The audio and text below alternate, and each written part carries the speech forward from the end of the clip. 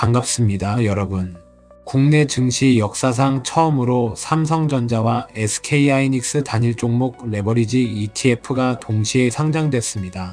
상장 첫날 거래대금이 무려 10조 원을 넘어섰습니다. 하이닉스 레버리지 ETF는 장중 최대 59% 급등했습니다.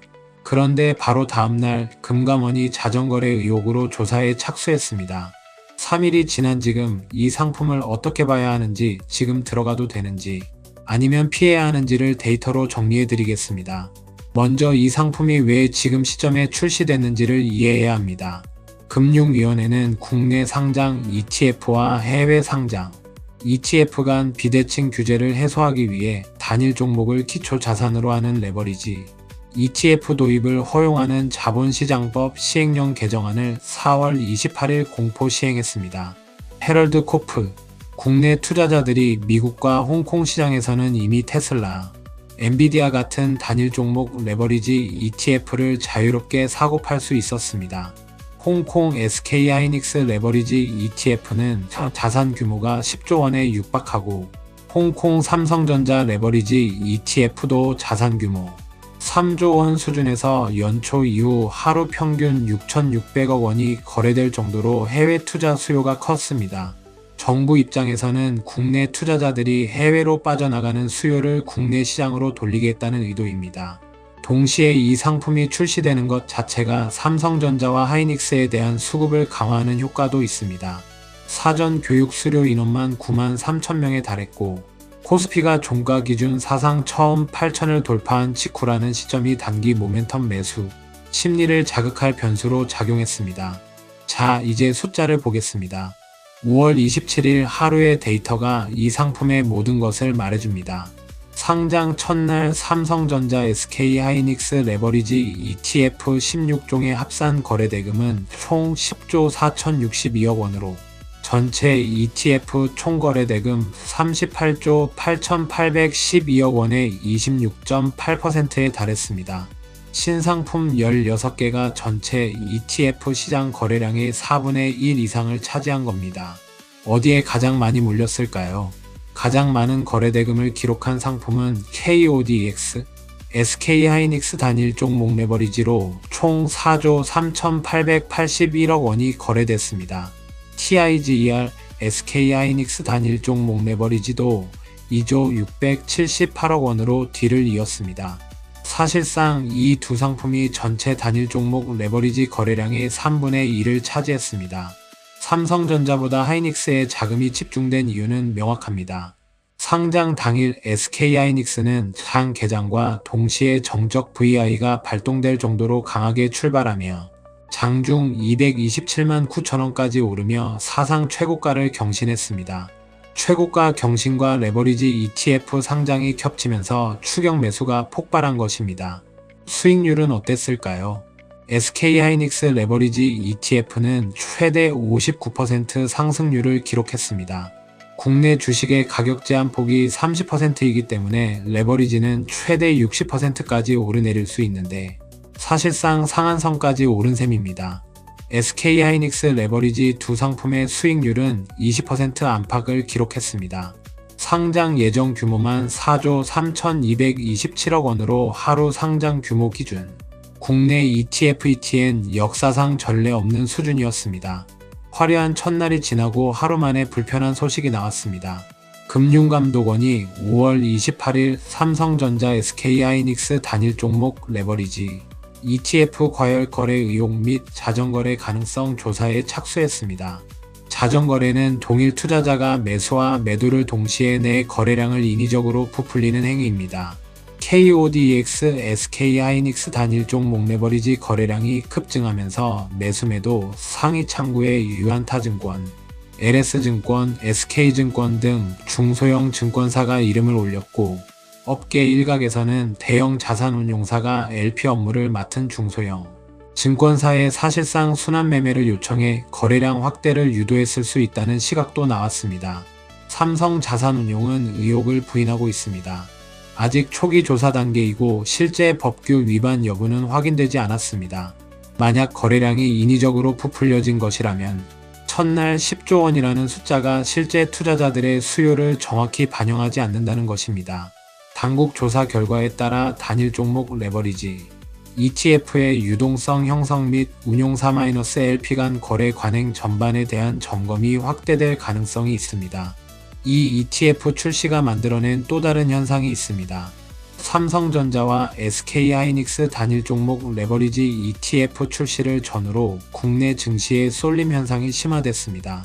KODX 200, TIGER 200 ETF는 전날 각각 3.03%, 2.86% 상승한 반면 구성 종목을 비슷한 비중으로 담는 TIGER 200 동일가족 ETF는 1.87% 내렸고 KODX 200 동일가중 ETF도 1.51% 하락했습니다. 이것이 무슨 의미인지를 풀어드리겠습니다. 코스피 지수는 올랐는데 실제로 오른 종목은 삼성전자와 하이닉스 뿐이었다는 뜻입니다. 나머지 종목들은 오히려 하락했습니다. 레버리지 ETF가 출시되면서 이 두 종목의 수급이 극단적으로 쏠리는 구조가 만들어진 겁니다. 이것이 코스피 전체 투자자에게 시사하는 바가 있습니다. 삼성전자와 하이닉스를 보유하지 않은 분들 또는 다양한 종목으로 분산, 투자한 분들은 코스피가 오르는 날에도 자신의 포트폴리오가 내려가는 경험을 하게 됩니다. 투자 결정을 내리기 전에 이 상품의 구조를 제대로 이해해야 합니다. 첫째, 당일 2배 추종입니다. 삼성전자가 하루에 3% 오르면 삼성전자 단일 종목 레버리지 ETF는 대략 6% 수익을 목표로 움직입니다. 반대로 삼성전자가 3% 하락하면 ETF는 6% 손실이 납니다. 수익도 2배를 기대할 수 있지만 손실도 2배로 커집니다. 둘째, 현물형과 선물형의 차이입니다. 상장된 16개 종목 중 10개 종목은 현물과 선물을 함께 활용하는 현물형, 6개 종목은 선물만 활용하는 선물형입니다. 현물형 레버리지 ETF는 배당을 얻을 수 있다는 점에서 강점이 있고, 선물형은 전체 자금 운용의 유연성이 크다는 평가입니다. 셋째, 가장 중요한 음의 복리 효과입니다.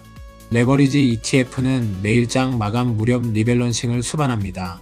기초 자산이 10% 상승하면 ETF 자산은 120이 되고, 총 노출을 2배로 맞추기 위해 노출을 추가로 20 확대합니다. 반대로 기초 자산이 10% 하락하면 ETF 자산은 80이 되고 노출을 20 축소합니다. 쉽게 말하면 주가가 오르면 더 많이 사고 내리면 더 많이 팝니다. 이 구조가 횡보장세에서 손실을 쌓이게 만듭니다. 100만원을 투자했다고 가정하겠습니다. 첫날 10% 오르면 120만원이 됩니다. 둘째 날 10% 내리면 24만원을 잃어 96만원이 됩니다. 기초 주식은 원래 가격으로 돌아왔지만 레버리지 ETF는 4만원을 잃었습니다. 이것이 음의 복리 효과입니다. 단기 방향성이 맞을 때만 수익이 나는 구조입니다. 넷째, 진입 요건입니다. 단일 종목 레버리지 ETF를 거래하려면 기존 사전교육 1시간 외에 심화교육 1시간을 추가로 이수해야 하고 1000만원 이상의 기본 예탁금도 설정해야 합니다. 이 ETF의 방향을 결정하는 것은 결국 기초 자산인 삼성전자와 SK하이닉스의 주가입니다.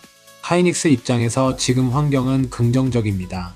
AI 데이터 센터 투자가 계속 확대되면서 HBM 수요가 구조적으로 늘고 있습니다. 엔비디아의 차세대 CPU에 HBM사 공급이 확대되면 하이닉스의 직접적인 실적 수혜로 이어집니다. 삼성전자는 조금 복잡합니다. HBM사를 업계 최초로 양산 출하했지만 엔비디아 납품 비중에서 하이닉스에 뒤처진 상태입니다. 파운드리 회복 속도도 TSMC 대비 더딥니다. 두 종목 모두에 공통적으로 작용하는 변수는 두 가지입니다. 이란 전쟁과 유가 방향이 반도체 수요 전반에 영향을 줍니다. 연준 금리 정책이 기술주 밸류에이션을 좌우합니다. 중장기적으로는 단일 종목 레버리지 상품 잔액 추이와 음의 복리 효과가 누적된 손실 사례 노출이 시장 자정작용의 핵심 변수가 될 것입니다.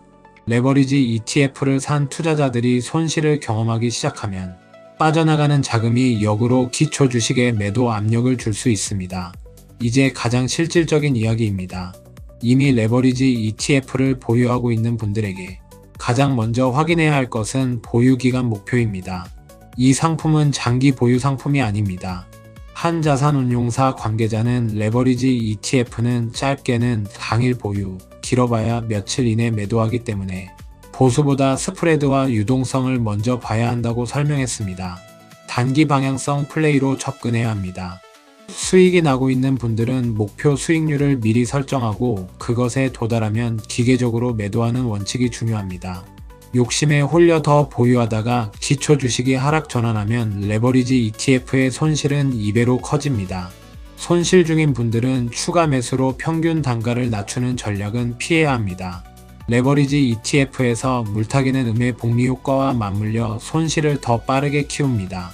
금감원 조사 결과도 주시해야 합니다. 만약 자전거래 의혹이 사실로 확인되어 제재가 내려지면 해당 ETF의 유동성에 일시적인 충격이 올 수 있습니다. 아직 들어가지 않은 분들에게 지금 이 시점은 첫날처럼 단순히 오른다는 모멘텀만 보고 들어가기에는 이미 상당 부분 가격이 올라간 상태입니다. 하이닉스는 첫날 사상 최고가를 경신했고 삼성전자도 강하게 반응했습니다. 들어가고 싶다면 다음 조건들이 충족되는 시점을 기다리시길 권합니다. 금감원 조사 결과가 나온 이후 기초 주식이 일시적 조정을 받은 구간, 불확실성이 해소된 이후 단기 포지션으로 접근하는 것이 덜 위험합니다. 그리고 절대 원칙 하나를 드립니다. 전체 투자 자산에서 레버리지 ETF 비중은 10%를 넘지 마세요. 수익이 2배라는 것은 손실도 2배라는 뜻입니다. 잘못된 타이밍에 들어가면 단 며칠 만에 포트폴리오가 크게 훼손될 수 있습니다. 마지막으로 실용적인 선택 가이드를 드리겠습니다. 총 보수는 미래에셋, 한투, KB 하나하나 5개 운용사의 레버리지 상품이 0.901%로 최저 수준입니다. 신한운용 0.1%, 키움운용 0.25%, 삼성운용 0.29% 수준입니다. 단기 매매가 목적이라면 총보수보다 유동성이 더 중요합니다. 거래량이 많아야 원하는 가격에 사고 팔 수 있습니다. 첫날 거래량 기준으로 KODX와 TIGER 하이닉스 레버리지가 가장 유동성이 높았습니다. 현물형을 선택할 경우 배당 수익까지 얻을 수 있다는 장점이 있지만 단기 매매에서는 배당의 영향이 미미합니다. 선물형은 운용 유연성이 크지만 선물 롤오버 비용이 발생할 수 있습니다. 곱버스, 즉 이베 인버스는 하락을 예측할 때 사용합니다. 어떠한 변수에 대한 리스크 해지하는 용도로 소액 활용하는 것도 하나의 전략입니다. 삼성전자 하이닉스 2배 레버리지 ETF는 국내 증시 역사상 전례 없는 규모로 데뷔했습니다. 첫날 10조 원 하이닉스 레버리지 59% 급등. 숫자만 보면 환상적입니다. 그러나 다음날 금감원 조사, 음의 복리 효과라는 구조적 함정, 기초 주식의 불확실성이 동시에 존재합니다. 이 상품은 방향이 맞을 때 단기에 큰 수익을 주는 도구입니다. 동시에 방향이 틀리면 손실이 배로 쌓이는 양날의 검입니다. 지금 이 시장에서 레버리지 ETF를 현명하게 활용하려면 기초 주식의 방향을 먼저 확인하고 비중을 제한하고 목표 수익률에서 기계적으로 정리하는 원칙이 전부입니다. 오늘도 함께 해주셔서 감사합니다. 구독과 좋아요는 큰 힘입니다.